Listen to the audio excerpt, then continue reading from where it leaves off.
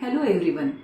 The movie Kalki is a fine blend of ideas in Hindu mythology and the concept of dystopian state in sci-fi, that is science fiction. The director, Mr. Nag Ashwin, definitely deserves great appreciation for this grand and awesome mix of the ancient Hindu mythology and futuristic science. It is as if extreme past and extreme future are blend in such a wonderful way that movie stands out quite different. It portrays dystopia, a vision of a future that is corrupted utopian society usually beyond recognition. To understand Kalki, it is very important to understand the basics of both Hindu mythology and the concept of dystopian state. It presents Kashi as a miserable dysfunctional state that has very poor standard of living. The science and technology is extremely advanced, but the earth has lost its lush greenery and pleasant atmosphere. It has turned out to be a barren land where not a single blade of grass is seen. As per Hindu mythology, Vishnu is the god responsible for sustaining the world and keep things running. When trouble erupts, he rides the eagle to do battle against disruptive forces. Different situations are associated with different problems, each of which demand a different solution. Hence, the avatars, that is, incarnations. The first avatar is Matsya. He becomes a fish who navigates the ship full of life and wisdom to safety. Second is Kurma, the stabilizing turtle which holds aloft the spindle that can be used to turn the ocean of life. Third avatar is Varaha. He becomes the boar, plunging into the depth of the sea, getting his hands dirty and bringing up the foundation which can nurture all ideas.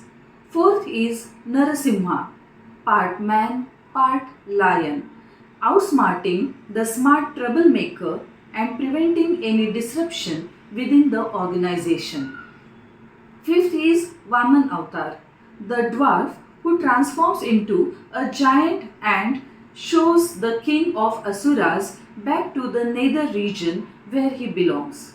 When people break the rules, he rises as Parshuram, the sixth avatar, abandoning the peaceful ways of a priest who raises the axe and hacks the lawbreakers to death. Seventh avatar is Ram, a model king, upholding law even at the cost of personal happiness. When rules are held only ceremonially and not in spirit, he becomes Krishna, bending and breaking and redefining rules, choosing to be the kingmaker rather than the king. When intervention is pointless, he becomes the ascetic Buddha according to some scriptures and Balram in other scriptures, who, though mighty, refused to fight in the war of Kurukshetra. Finally, when the situation is beyond repair, he becomes Kalki, riding a white horse and brandishing a sword. He systematically breaks down the existing system and prepares for a new cycle. Since the film presents the background and situation impregnant for Kalki Avatar, it flashes back to Krishna Avatar and instances from the war of Kurukshetra. Lord Krishna's face is not shown clearly as he is Ananta, that is endless. Face is temporary, time is permanent. Hence, no fixed face, no particular features. Kalki has themes from various dystopian novels. Its dark futuristic totalitarian state, as in George Orwell's 1984, shows the omnipresent and ubiquitous government surveillance, repressive regimentation of people and behaviors within society, along with hunger, thirst, ruined cities and towns. In short, a society on the brink of starvation. Here, war is peace, freedom is slavery, ignorance is strength, and power is in tearing human minds to pieces and putting them together again in new shapes of your own choosing.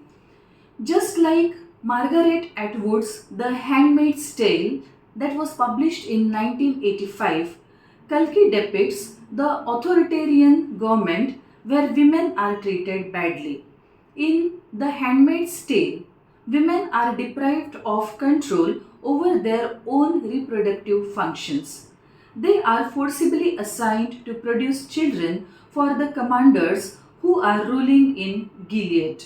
In Kalki, fertile women are sources of extracting serum, which is extracted forcefully, that will strengthen the heinous antagonist, Supreme Yaskin, enacted by Kamal Hassan.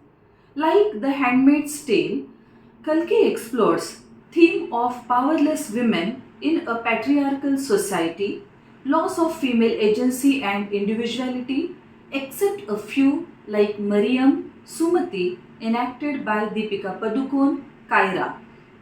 Suppression of women's reproductive rights and the various means by which women resist and try to gain individuality and independence. Though the regime controls most of the state, there is a rebel group that is still active in Shambhala, which is a hidden refuge for people from different cultures and faiths, desiring and risking their lives for a better tomorrow. Like a dystopian state, the river, here Ganga, has dried up. Everything required to support life, the basic necessities like food, water, and air, is within a complex ruled by Supreme Yaskin. Bhairav, enacted by Prabhas, is depicted as Kaliyug version of Karna, whose conscience always pricked him. Though he was physically with Duryodhan, many a times he was psychologically with the Pandavas, he sympathized with the Pandavas. This dwindling state of existence of Karna in Dwapar Yuga is well reflected in Bhairav, who is not constant as an ally. Of course, in the Mahabharata, Karna is a pathetic figure which turns out to be a funny character in Kalki. Shri Amitabh Bachchan is in the role of Ashwathama. This arrogant and angry anti-hero from the Mahabharata turns out the remorseful and powerful hero in this movie. He must pay for the revenge. Sir Francis Bacon, the father of English essays, in his very famous essay of Revenge, writes, "Revenge is a kind of wild justice, but wilderness can't be part of a civilized, cultured state. He must suffer." So, Krishna cursed him not with death but with immortality. We Indians believe that with God's blessings and grace, life becomes good. The movie shows that even with Krishna's curse, Ashwathama's painful immortality gains a positive motto and leads him on the path of repentance and salvation. It's almost been a month the movie is released. I watched it yesterday. The movie is well received by the audience, but many couldn't understand it. And that's why this small attempt to present the movie review. Thank you.